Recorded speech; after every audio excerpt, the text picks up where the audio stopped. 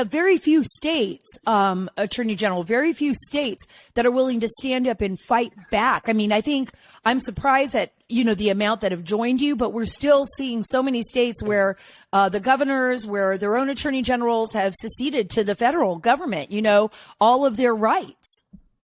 Yeah. And the thing is, Sarah, this to me is the kind of checks and balances that demands 50 checks and balances. That is all 50 states. And so, I would remind, the folks that are either Republicans or Democrats in other states that, eventually, once you cede this authority to Washington, D.C., you're never getting it back.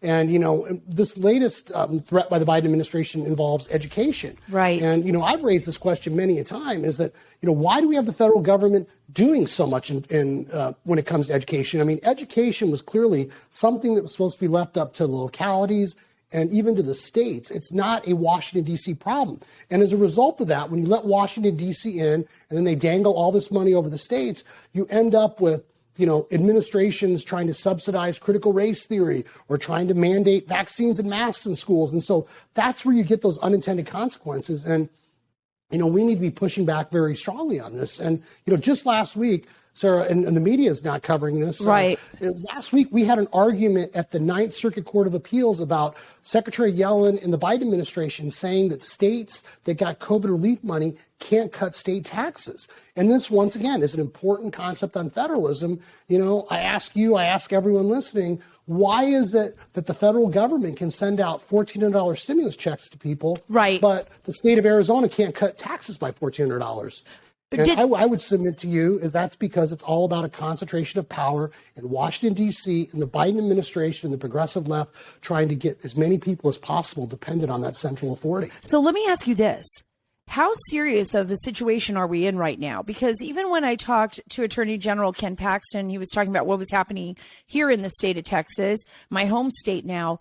I mean, there is a real fear that the federal government's, tentacles have interwoven so deeply into our state system that other than a few states trying to fight back, if the Biden administration got their way, they would take all power.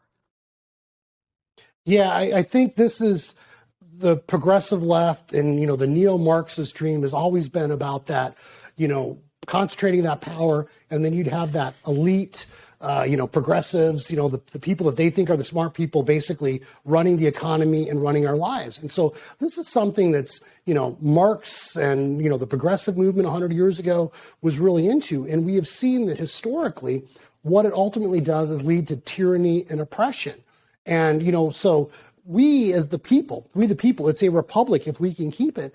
And that's all about pushing back and decentralizing power and not letting, unelected bureaucrats make economic choices for us, or not letting the Biden administration trying to socialize our economy, nationalize our elections.